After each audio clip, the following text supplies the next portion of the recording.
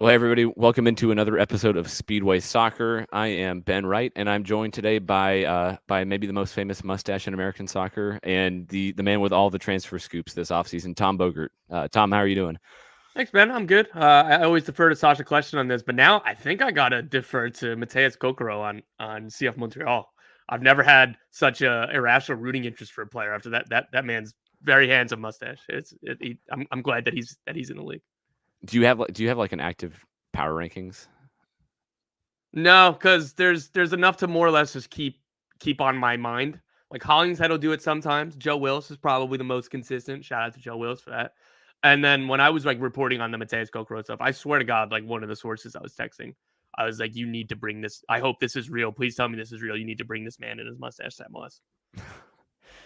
So, I mean, kind of looking at the offseason, I think we're 74 days today, if my math is right and I'm remembering correctly, from MLS Cup, which feels like the shortest offseason ever. Like it feels like we were just doing this and we're about to start again.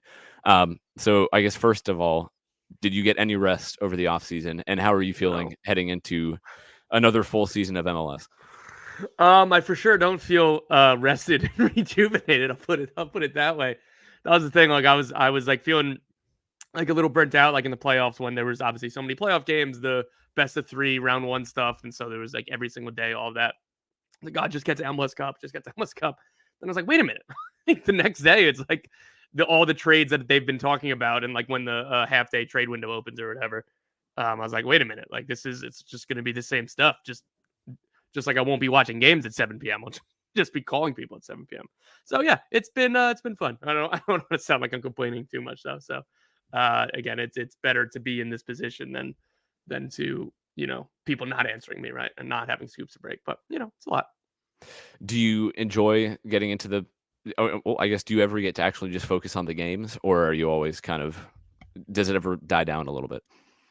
Yeah, I mean it'll like usually in like March, like April. Again, like there's a little bit of a flurry, but like when the window's about to close again. But then like again, it's like the January transfer window, both outbound and inbound was a lot coming in, even though the MLS window didn't open officially until like a week or two ago, whatever.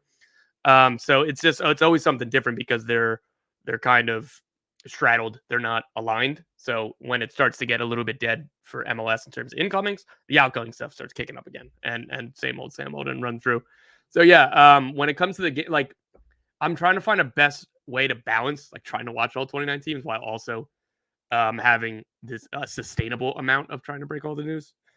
So right now I'm just sprinting into the ground, but at some point, if there's a family on the cards in the future, I know that I'm gonna have to actually deal with be a parent to children or whatever. So my lovely fiance has understands that Saturdays are no goes for the most part of me just being in the office watching 3 games at once at all times. So, but at some point I'm gonna need to figure out a way to manage my time better. Yeah, I'm still trying to figure that part out. Not You doing. hold on, you astound me the way how efficient you are in like when we text or talk. Like it feels like you are elite at managing your time with someone who has the family of your size and from all aspects seeming like a very wonderful partner and father. I don't think anyone has ever put me and elite with managing time in the same sentence today. So I'm gonna clip this and send it to my wife just to make sure she knows that someone out there thinks thinks that I'm great at it.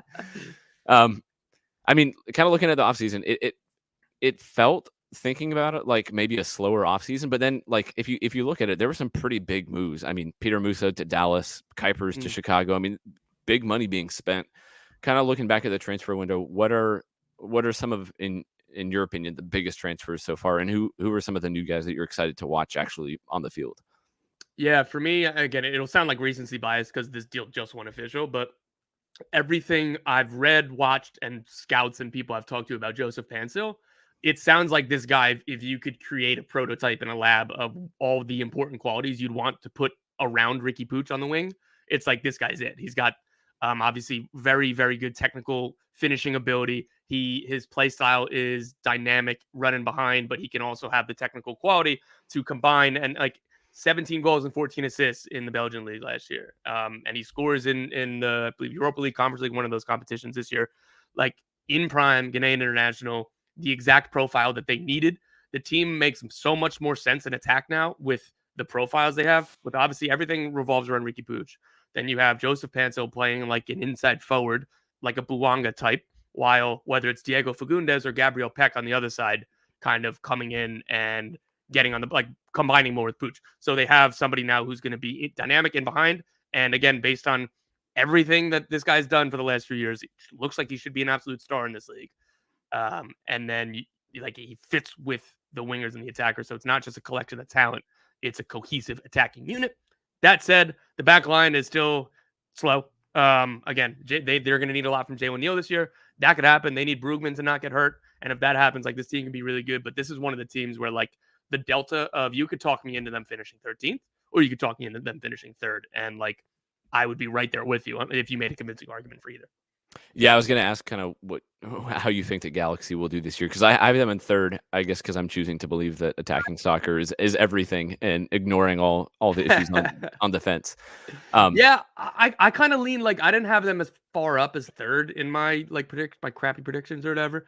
But I have them in the playoffs because like again, like the back like rest defense is where they struggle the most, but like the individual pieces in their like back six, like I think Mickey Yamane is a really underrated, really good signing. He's like best 11 in the J League 3 times or something. He's won titles there in prime. He's played for the Japan national team.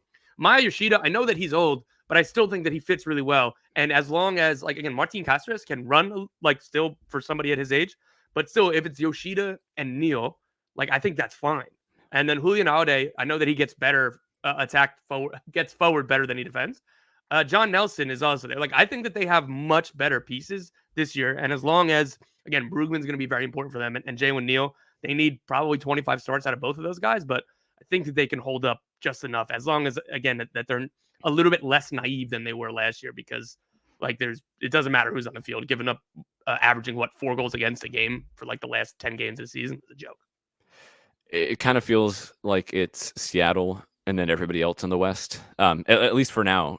LAFC, I mean, you know this. It always feels like they kind of leave space open and then just shock everybody with moves out of nowhere in the summer. But kind of looking at the West, do you think Seattle is kind of the team right now? And who are some other teams that you're kind of looking for to maybe push towards the top of the table? I think the best way that I would phrase it with Seattle is that they are far and away the safest bet to finish top of the West. I'm not sure if they have the highest ceiling or not, but they absolutely, in terms of like the top 4 or 5 teams, they have the highest floor. Like, I don't really see a world in which they're not at least very good, if not great, right? And particularly in a weaker Western Conference, particularly in a Western Conference with teams that made a lot of changes, LAFC, LA Galaxy, both amongst them. And like, again, I like what the Galaxy did. I like what Colorado did. I like what all these other teams did. But still, I try to challenge myself that like a lot of this is still in theory. Again, the Galaxy attack didn't play a minute together in preseason. Like I don't even know off the top of my head if Gabriel Peck even played a minute in preseason. Like it's better that he was at the Brazil U20 with the Brazil U23 team, obviously. But the point is, all of this is in theory. Seattle, it's not in theory. We see it, and we've seen it every year. The only player that they're missing from last year that was a regular contributor to the team is Nico Ladero. And Nico Ladero wasn't starting in the playoffs, a decision I disagreed with. But nonetheless, they bring back all 11 starters, and it's just additive what they've done.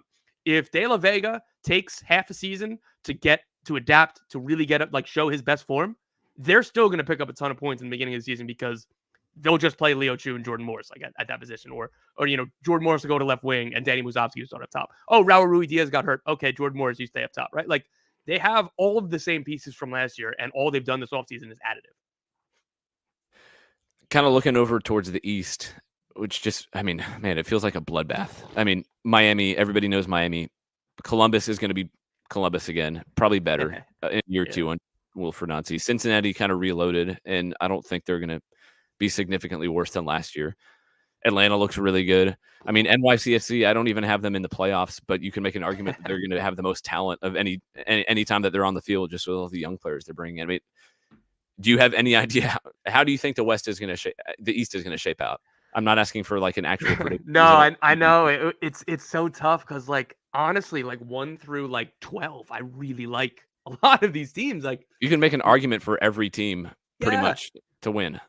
I like at the moment, like again, I think my biggest worry spot outside of like because the Galaxy could go wheels off and up in flames, Colorado could go up in flames. I think my biggest worry is that like I think I have New England at 10th. I just couldn't find a way to put them even in the play-in game, right? And they have Carlos Hill, Tomas Chancalay, and they're gonna have Dylan Barrero back within a couple months. Like Carlos Hill is like he can drag an attack on his own. It's like he was picking up points, and it was like him and like Emma Boateng and like a couple kids playing, like Bobby Wood playing. I'm like they're still creating elite chances because it's Carlos Hill. Again, Caleb Porter, for whatever his shortcomings are, he's a winning coach in this league. Like he's won trophies. Like they haven't always been consistent teams under him. They always sometimes a little frustrating, particularly the Columbus stuff recently before Wilfred Nancy took over, and then again, they became the neutrals' favorite immediately after he left and Nancy took over. But like, that's just the quality of the Eastern Conference, man. It's going to be absolutely nails. I mean, like New York Red Bulls, they've been so, I think, disappointing basically for the past half decade at least. But then with Emil Forsberg, it feels like they're kind of, it's not quite the supporter shield winning Red Bulls, but it's getting back to the kind of moves that they probably should have been making this whole time. How much do you think a guy like him is going to come in and elevate a team that, I mean, like their underlying metrics were really, really good all last year. They have an elite defense, and it just never felt like they quite could put it all together. Yeah. Again, this is another team that I feel really high on, that I kept on challenging myself that like, all right, you watched 60 minutes of one preseason game. Like, don't let that be your entire opinion, because like you said, their defense is very good to elite. Their underlying numbers last year were good. Like, you look up and down this roster, I think John Tolkien is like a top 5 left back in the league, if not like top 3, right? Like the center backs are really good together. The goalkeeper, like Carlos Cornell, I don't think he was great last year, but his first year he was elite. So you have a lot of guys who range from very good to elite at their positions, and all they need is an Emil Forsberg level talent. And again, from the people I spoke to who played against him earlier in preseason before I saw him play, and then again, like I'm trying to challenge myself not to take, a 60-minute sample size in Coachella of like that it's ironclad. But dude, it was very apparent within 5 minutes this dude is the best player on the field, and it's not even close. So again, he's 32 years old. Who knows? Like maybe maybe he's nice and fresh right now, fit. We'll see how it lasts. Like hell, even Luke Quinones, his first half season with the Red Bulls, I think he had like 8 assists or something like that. Kaku, like they've had this weird, like the DP10s that they signed have insane first half seasons and then are just not very good after that. So I think that Forsberg is going to be elite in this league. If he is, and I still have faith on the Dante Van Zier side of things, because everything about his profile, his pedigree, and his stylistic fit in this team suggests he should be a good signing and a good player in this league. So I'm going to give him the benefit of the doubt, at least into the early part of this season. But if Forsberg is elite and Van Zier is just good, this team is going to be really good. Yeah, I'm pretty excited to watch them in Nashville, because I on Sunday, I guess. Wow, that's 3 days away. Holy cow, that snuck up. But yeah, I feel like they if at their best they could be really, really good this year. I guess kind of we have to talk about Miami. Everybody's talking about Miami. I mean, even if Messi and Suarez can't stay healthy for a full year, I mean, the rest of the team that they've put together around them should still be top 4 in the East. Yeah. And then you add in the best player in the Brazilian league last year, and maybe the best player of all time. Not maybe. Who am I kidding? I mean, they should be elite, right? Julian Gressler, you're saying? Best player of all time? Yeah. I mean, I think he's in that conversation. Yeah, I agree. And I do think even with Facundo Farias getting injured like that, that's going to allow them to bring in Redondo. So, like, their depth is still going to be there. The only thing I could really poke a hole at is, and I'm sure that they did, but I would have tried like hell to get rid of anybody else but Gregory, right? Because I think that he would fit around Messi, Busquets, Alba so well, because you need as many piano carriers as you can get in that team. And Gregory, again, he has quality, right? But his what made him elite is that he's just a pit bull in defensive midfield. So like, again, I'm sure that they tried. Like, if there was an equitable deal that would have seen Jean Mota leave, I would have pushed that one hard. Again, Gregory is the best player. That's why he had the most value, and that's why it was probably easiest to let him go. But that's the only, I guess, qualm that I take with their offseason. Like, I really love the Gressel signing. I'm really, really high on Tomas Aviles. Like, I think that pretty quickly he's going to be one of the best center backs in the league this year. And his profile, you need to have that next to somebody like Sergei Kristov, because Aviles is more of a ground cover, more of a ball winner, and Kristov can, like, again, they complement each other well. They won't really be occupying the same stuff. I don't know enough about Fieri, not Guy Fieri, but the Puma center back that they signed. That I keep That'd on be pretty saying awesome. I don't know much. I don't know much about him, but so at least that they have, that's still 3 starting level center backs, and then when you play 3 at the back, you can put DeAndre Yedlin at right center back. So they're +1 kind of at every spot. So like you said, Messi, if he starts whatever 25 regular season games, they're going to be great. Even if it's 20, like, I do think that there's going to be enough in this team to make up for it. There is no replacing Messi in his chance creation, obviously, but Luis Suarez is a complete 9. And I don't know if they're going to stagger those rests or not, because obviously Suarez isn't going to play 34 regular season games either. But at least they have other routes. Like Robert Taylor can come up with moments. Julian Gressel's crossing ability is elite.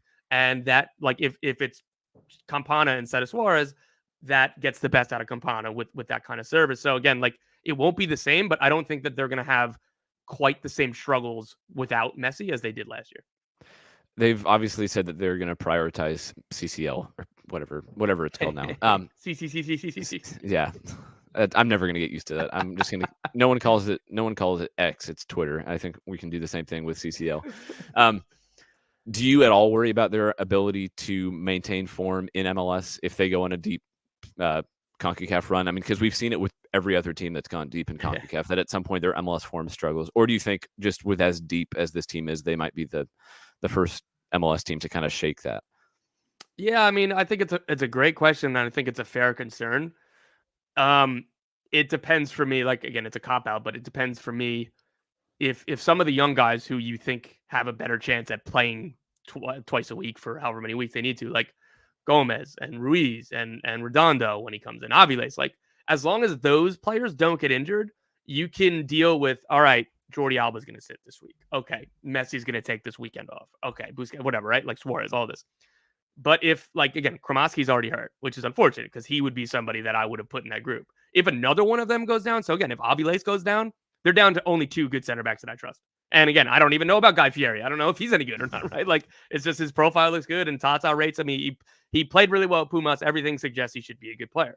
But if Aviles gets hurt, you can't make it through that run of games with 2 center backs, particularly one of them is in his mid-30s in Sergei Kristov. So it's again, obviously, if players get hurt, it's going to get harder. Great take, Tom. Superb analysis. But that's just kind of where I land, because they're getting closer to that line. I think it's, again, if it's 1 center back or if it's 2 of anybody towards the attack, they're going to struggle hard. I guess we got to talk Nashville at some point. They made some changes to the roster, obviously, but overall it feels like the same. I mean, it's going to be the same identity under Gary Smith. And I mean, he already said at the beginning of the season he's not tearing up any pages or anything like that. So I think it's going to be essentially the same thing a few years younger. I mean, so sorry, I'm laughing because I was going to throw it right back to you immediately, and the quote I was going to use was like, well, I forget. I think it was the first press conference you were at. It was, where he was like, yeah, I'm not even going to tell you what we're doing because it should be, if I'm doing my job right, it should be obvious that it's different if you're watching in preseason. And now the new quote is, I'm not tearing up the pages. Well, I think it was the same. I think that actually might have been in the same press conference, if I'm remembering correctly. I love that. Yeah. Maybe it was the same answer. Maybe. I don't remember exactly. But I mean, I don't think they're like completely rewriting everything. It's going to be a 4-4-2. It's going to be essentially the same team with Tyler Boyd and Drew Yearwood instead of Dax McCarty and Fafa Pico. And I think it's going to look the same, maybe with a little bit more pressing. But I guess what is your outlook on Nashville this year? Yeah, and let me say too, like, it sounds like I'm kind of like being light or like joking about like, oh yeah, they need to rip it all up. Like, they don't. Like, again, I understand why fans would be frustrated about maybe not taking that next step yet, or like it looked like it might come after Leagues Cup, and maybe that Leagues Cup run was going to be the catalyst for everything, and then it just got worse down the stretch. But dude, if you called San Diego right now and said you can have exactly what Nashville did in their first 4 years of existence, they'd bite your arm off for it, right? Like, think of Chicago. Chicago would have taken one of these last 4 years, let alone all 4 of them, right? Like, so again, like, why, like, and I'm going to get to the critical part of how they need to continue adapting and moving forward and taking that next step. But I don't want it to be lost that just because it's boring and it's not new to say because we've been saying the same things for the last 2 or 3 years, really. That doesn't make it any less important and any less impressive how, good, competitive, everything that they've been. They haven't had a meaningless game in their entire existence. And that's, again, so many different teams would take that. That being said, I like keeping a similar structure. More pressing would be great. Or maybe not going as direct on the ball. Again, I know that Hany Mukhtar spoke about this a couple times in the past, over a couple years now, about we need to play the ball more. I think Sam Surridge would benefit from that as well. I think Tyler Boyd is going to be much more helpful against a set defense than Fafa Picault was. So I think Picault and Schaffelberg had similar qualities. Like they were elite in transition, and that was super useful. But in games that were 0-0, or if they went behind and teams were like, we don't think you can break us down. And if you have Schaffelberg and Fafa on the wings, there's no space to run to, right? And like that's not their strengths. I think Boyd will be better in that regard. I don't think that he's going to solve it all. So a lot of this is going to come down to Hany Mukhtar and Sam Surridge again. Another part of this, I thought Shaq Moore was going to be much better than he has been when he was signed, because that's another way to unlock a deep defense is his crossing ability. And I just don't think we've seen it enough. Yeah, I mean, I think Dan Lovitz has been the better attacking threat of the two fullbacks since Shaq Moore got here. And I expected more from Moore going forward, certainly. What do you make? I know you're in Jersey and kind of semi keep up with the Red Bulls.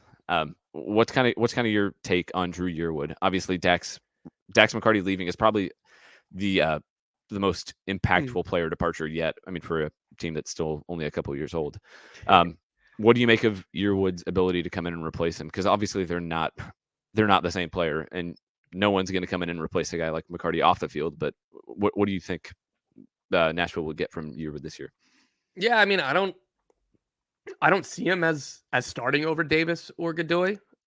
Maybe that comes during the season. Obviously, like Gary Smith will rotate plenty. I'm certain that he's going to come off the bench in a lot of games. And again, that'll keep those three guys in particular fresh. I just don't see it moving the needle, really. And I don't mean that necessarily in like a completely negative way. Like they needed another center mid, he's a fine player. The Red Bulls had a glut of central midfielders: Frankie Maya, Daniel Edelman, Peter Stroud, whatever it's been. And Yearwood was pretty clearly a second choice to those guys. And I think that was what he should have been. And now going to Nashville, I think he's a good squad player. I don't think that he's like a difference-making starter.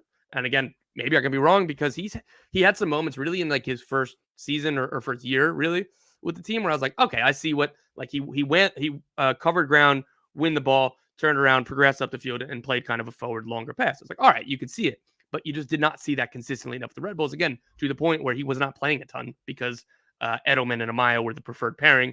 And, Peter Stroud, I think, was winning a lot of minutes as well. Yeah. I think I probably agree with that. I also just have concerns. I think we've already seen Godoy and Davis start together, and it's not great, especially for a team when it's good when you're playing against a team who wants the ball the entire game, and that's fine. And I think teams are starting to figure out that Nashville can't really do much if you ask them to dictate a game, and Davis and Godoy are not going to break down a low block, a mid block, anything like that. So I'm kind of hoping that out of necessity, Yearwood plays more, just because I think they need to change things up. I also think maybe in an ideal world, they would have kept McCarty and moved on from Davis or Godoy. But I mean, with the contracts those guys are on, I don't think there are a ton of options to change in that regard. And I just think it kind of limits their options in midfield right now. But I don't know.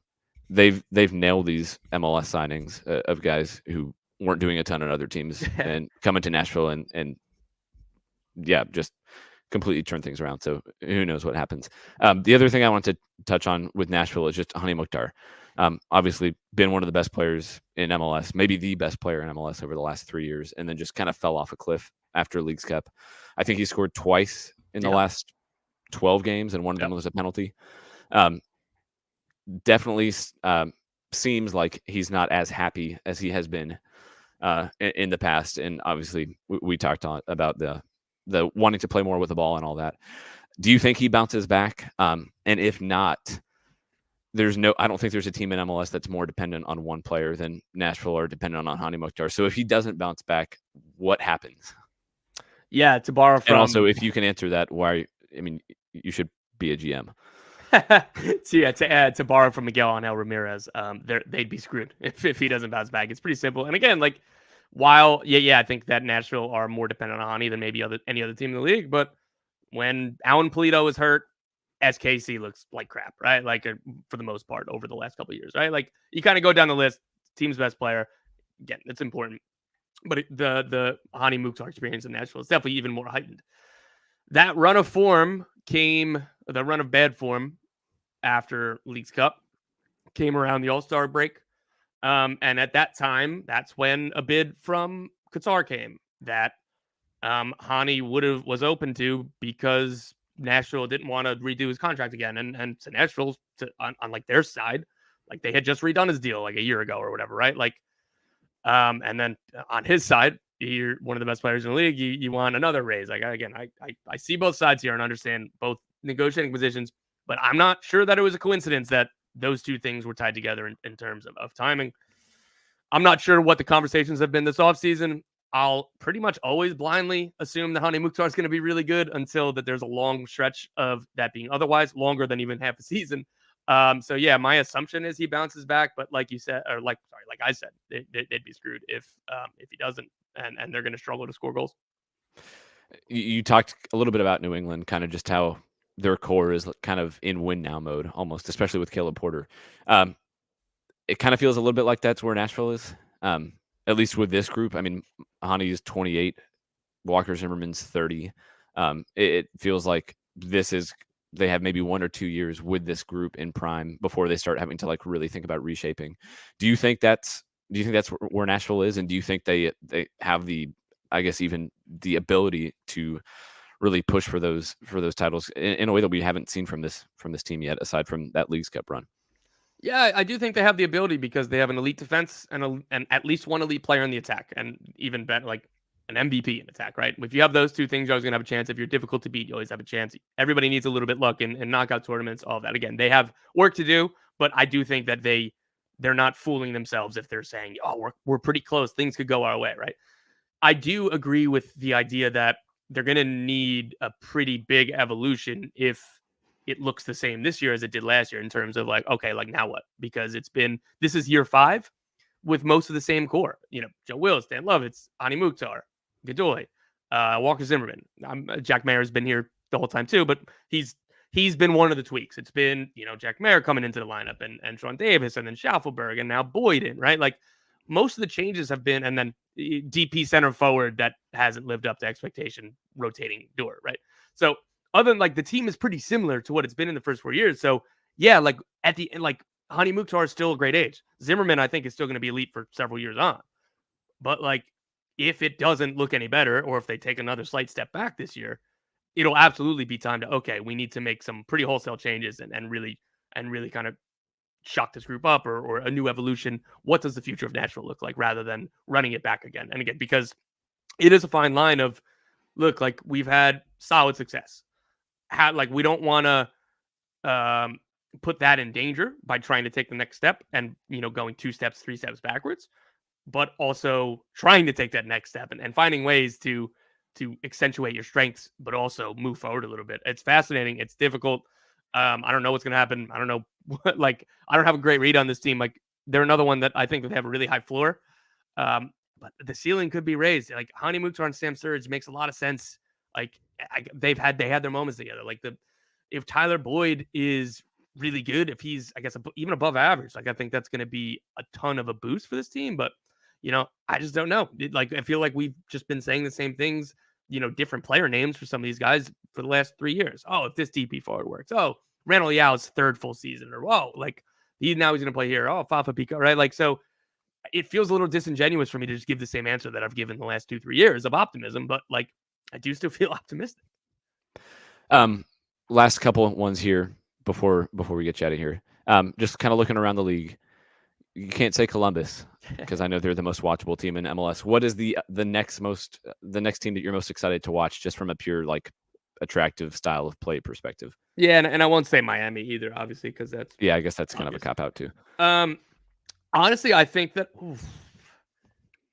Atlanta or Cincy for like the obvious, ones, like, because again, like Cincy, Lucho Costa, and then with Atlanta, Thiago Almada, like both of these teams are going to try to play in the front for. They're going to be fun. I would lean Cincy in terms of like the obvious team, a really good team that I'd put at the top of like my watchability rankings here. And then in terms of like the nerd one, the I'm gonna try to be different and go off the board. I'm really excited to watch CF Montreal. I really am, man. That's what I was gonna say. Like I love the Laurent Courtois hire. I don't think that they have any elite talent, which is why I don't like this. The Eastern Conference is too strong, and there's too many question marks. They're in a transition year with a new coach and everything. Like I think it'd be unfair to expect them to finish like top 7 or whatever. I do think that they're going to be really solid and really fun. I think they're really going to go for it. If Yankov hits the ground running, if Kokoro hits the ground running, like they would have like a chance to challenge for the playoffs, even though the conference is really strong. But I think no matter what, this team is going to be very entertaining and watchable, whether or not they're actually playoff competitive. Player you're most excited to watch this year besides Messi? Luis Muriel. I think you're gonna say Luis Suarez, which felt also like I should have caveated that too. No, I really like the signing by Orlando. I don't think that Oscar Pereira is gonna play him and Dougie McGuire much together because that's just not what he does. But like having him as like a second forward type of role with like Facundo Torres around him and Angulo or Ojeda, like this team has a lot of options. And I think Muriel is going to be special. I think he's the best center forward that they've ever had. This is a team that's had Carl Laren and Daryl Dike. So again, I'm buying all the hype again on Orlando's offseason. I think Luis Muriel is got another 3 elite years in his legs. He's 32, right? Like so he's not firmly like mid prime, but I don't think he's old by any stretch of the imagination. And then last one, which team are you watching just as far as making a big splash in the transfer window? I guess in the summer. Let's just say the summer. I'll reject the premise and I'll say right now, Portland Timbers, that they're going to sign a DP forward at some point over the next, if the coaching staff had their way, I'm sure that they would have signed a DP center forward 6 weeks ago to be here for preseason. So, and I feel like I have been teasing that they're getting closer, but like, as far as I know, they're down to like their 3 final targets. A couple of the deals have been described to me as complicated. I haven't gotten any details why, but complicated. And that's kind of what's taking time. And I think that, they're to the point where if they can't work through whatever difficulties they have on those guys, like they have another deal that they think is much more straightforward and they'll be able to pull the trigger on a player that they're very excited for as well, but they're still working through kind of like their 2 long-term targets and then taking it from there. But again, that's something I'd be surprised if we don't hear some news about that over the next week, probably, right? But to be fair, I think I said that a week ago as well, so I could be wrong again. But Portland Timbers are the team to watch now that LA made the Paintsil signing official. Awesome, Tom. Well, thanks for jumping on and doing this. I know you're busy, especially with the season starting here today. For anybody who might not know where to follow you, just plug your stuff and where to find you.